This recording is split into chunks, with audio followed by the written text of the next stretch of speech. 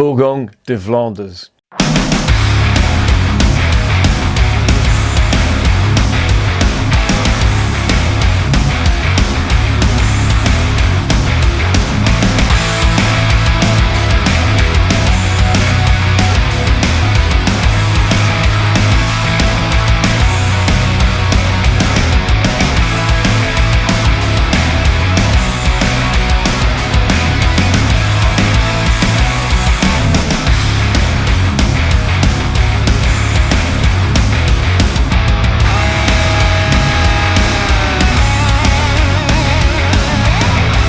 And remember, life is too short to be drinking shitty beer.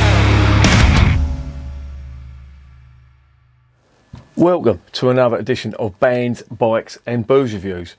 I have got one from Belgium here today, Bruges to be exact, and this is the Borgogne Des Flandres, which is unique in that it's a blended beer. Now, what is a blended beer?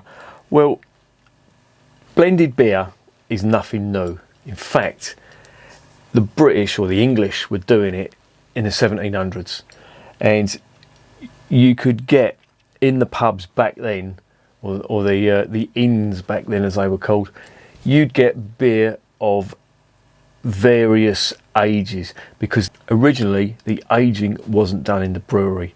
The brewery would just brew the beer in a cask, in an oak cask or something, and they'd give it to the pub, and the landlord in the pub was in charge of the aging. So what would happen is you'd have varying degrees of the same beer that would be of various ages. So for example, beer that was more matured or older would be called stale.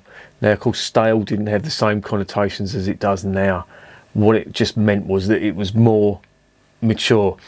And what some people would do, they'd ask for a pint of stale, or you'd get a pint of fresh, which literally just come from the brewery. But of course, you know, the more you age the beer, the more it will ferment, and it will increase in ABV.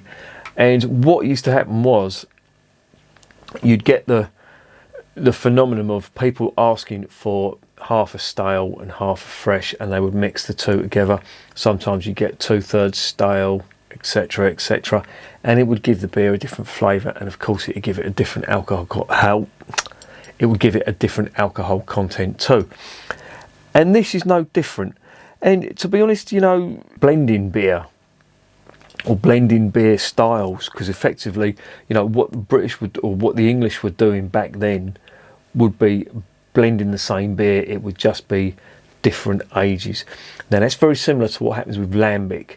Lambic beer, I've got a video on the channel about, you know, lambic beer and how it works with the spontaneous fermentation and with the, you know, the fixed fermentation and how it all works. But lambic is an aged beer, and what sometimes happens with lambic beer, that is like a blend. You can get older lambic beer, which in old England would have been the stale, and you get fresh lambic beer, and the two are mixed together, and that produces some very nice lambic beers indeed.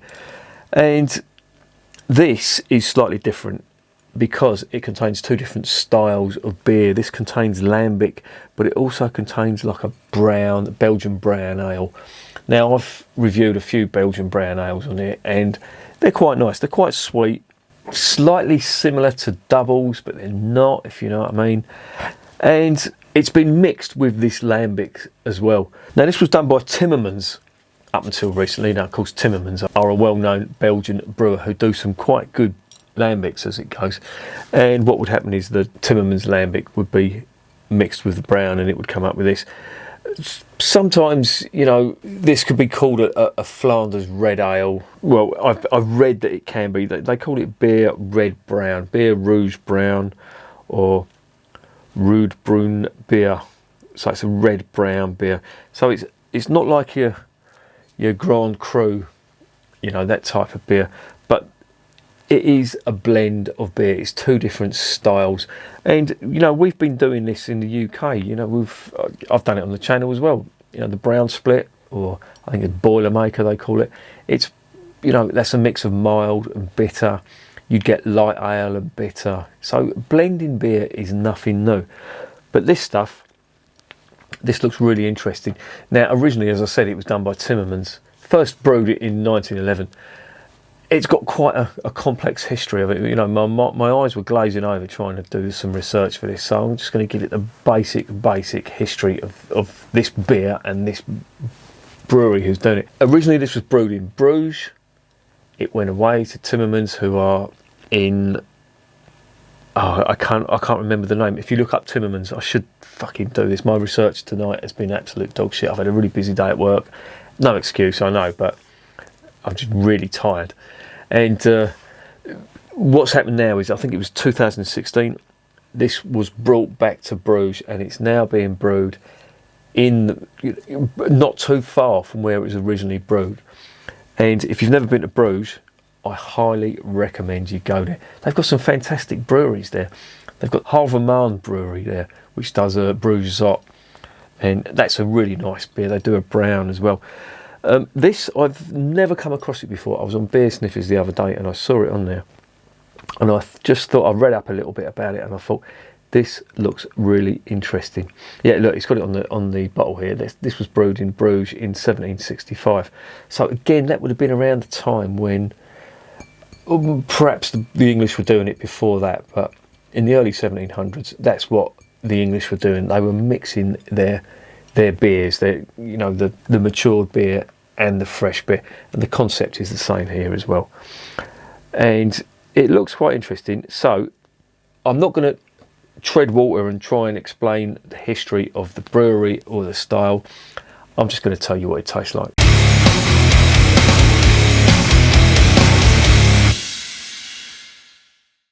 So it's a 330ml bottle. It is 5%, and this goes out of date in 2022. Now the writing on this is fucking tiny, and it's in Flemish, and I cannot see any of the ingredients. Honestly, you need to be fucking...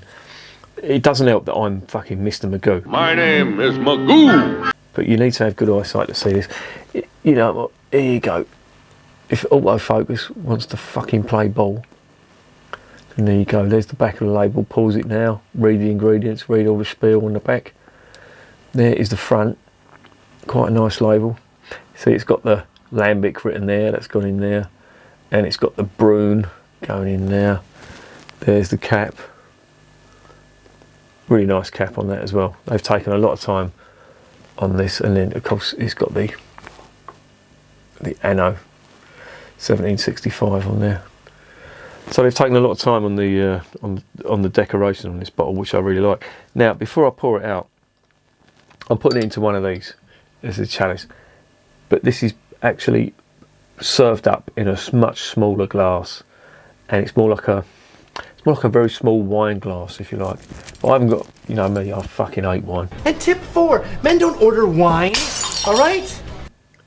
I'm going to put it into one of these because the principle's the same. You basically, you've got two types of Belgian glasses. You've got the tulip glass, you've got this glass, and then you've got every other style of Belgian glass, but they're the two main ones. And I think the notion is with this, you need a wider opening on the glass rather than the enclosed opening on the tulip glass. So it's going in there. So let's stop gassing and let's get it into the glass.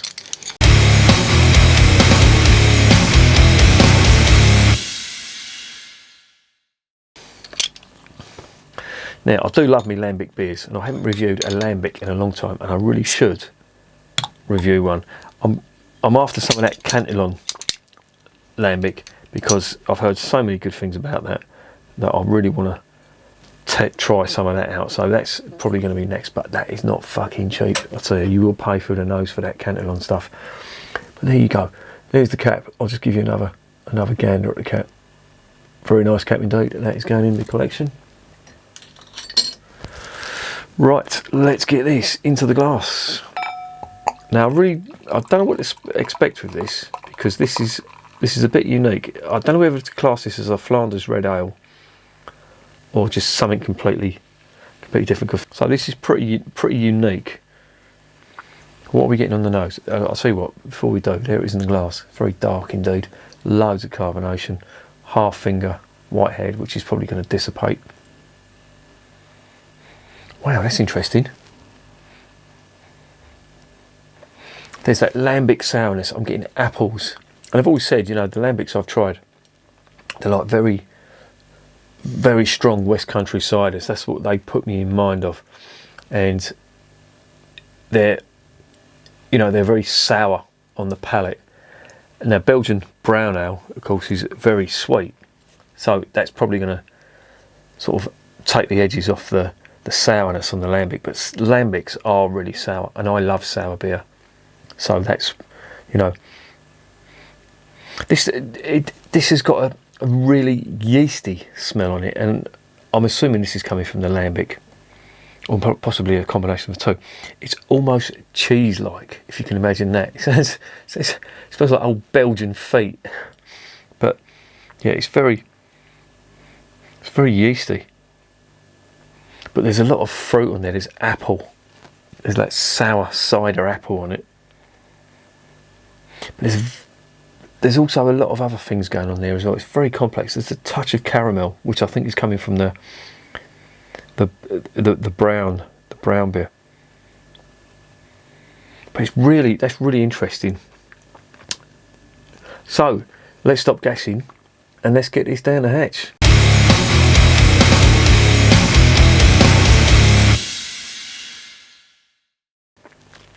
Good Elf.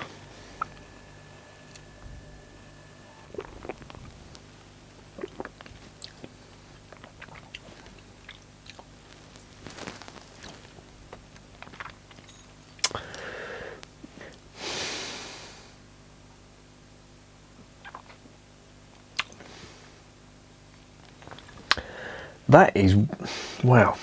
I've really got to think about this one.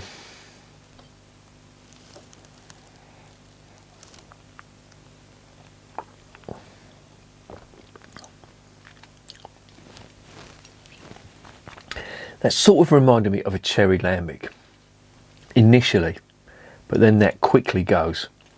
When I say cherry lambic, I mean a creek beer. Now I was expecting that to be a lot more sour than what it is, but it's quite sweet. There is some sugar in there, candy sugar, I'd imagine that is in there, and there's a flavour that it really is. It really does smell. It smells like old feet, old fucking Belgian feet. But it gives it. It's like butter. It's like, you know, slightly sour butter.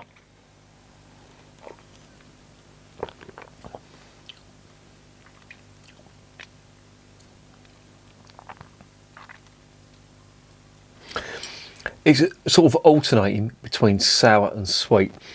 Now I've just taken this out of the fridge. It's a little bit cold.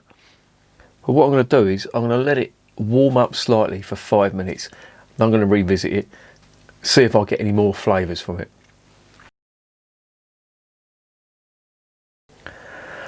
Right, I've let it warm up a little bit and I'm going to dive in again.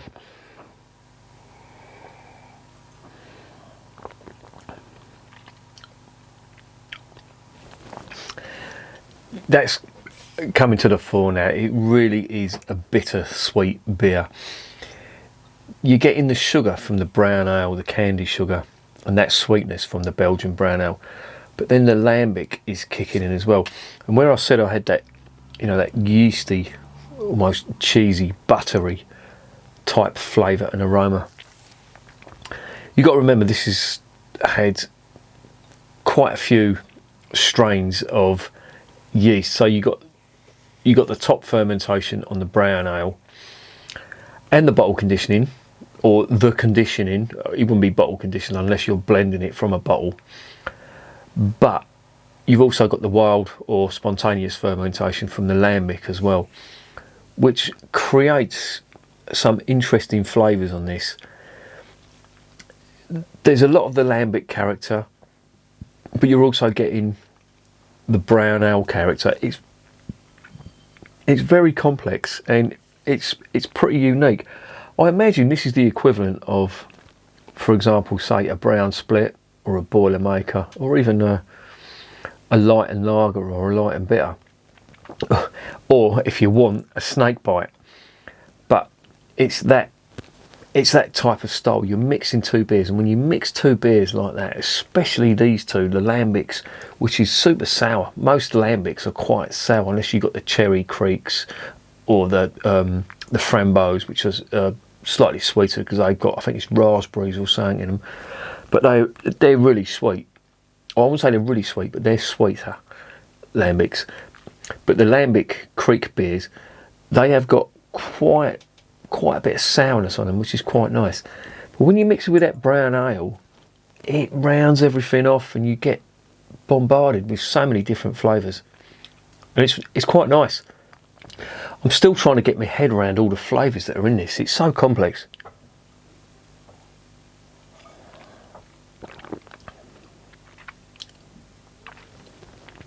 You're getting the sourness in there, but you're also getting the sweetness from the brown ale, and it's really confusing because you're getting bombarded with malt. You're getting big sour apple flavour, and then you're getting like fruit on the top of that as well, and then you're getting that sugar, that sweet candy sugar, the caramelised sugar beet from that candy sugar that's in the brown ale, and it really does make it interesting, and it's quite nice.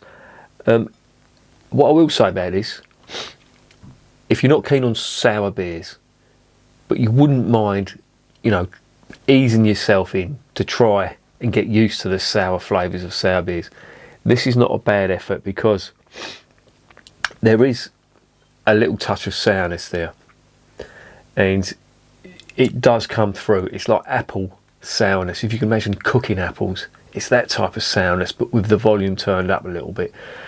And then you've got a big rush of malty sweetness, but also the candy sugar as well. And altogether, it does make quite a nice beer. I don't know how many I could drink of these though. I think this would be a bit too sweet after a while, but it's quite nice.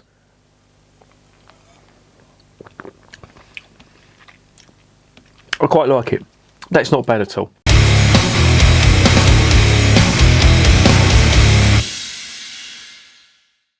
So what's the verdict on Borgogne Des Flandres? Well, this is the first blended beer that I've tried from Belgium. And when I say blended beer, yeah, lambics are blended. Creeks sometimes are blended as well. But when I say blended, I mean two different styles of beer. So you got your brown and you got your lambic on there. Two different, or actually, if you want to be pedantic, three different types of fermentation. You got your top fermentation, and you got your, what I would imagine would be cask conditioning for the brown ale, and then you've got your lambic, which is spontaneous or wild fermentation, and it does make, I would say, a unique tasting beer. I could drink one or two, but that sweetness would just be a little bit too much for me. So I'm going to give it a 7.5 out of 10. But I'm doing that on the basis of, if I had to drink a few of these, I couldn't drink too much. That sweetness, the candy sugar and all that would get to me a bit. I think about, 2 bottles would be my limit on this, but it is quite nice. And if you want to try a completely off the wall beer with lots of complex flavours, if you do like your really complex beers that you like savouring and all that, this is an absolute winner. It really is. And it will mess with your head. It messed with my head. When I took that first mouthful, I didn't know what the fuck to expect. I couldn't work it out. There was so many things going on. But it's nice. So I'm going to give it a 7.5 out of 10.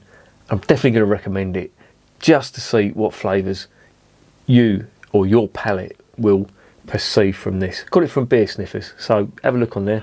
And remember, beer is working class champagne.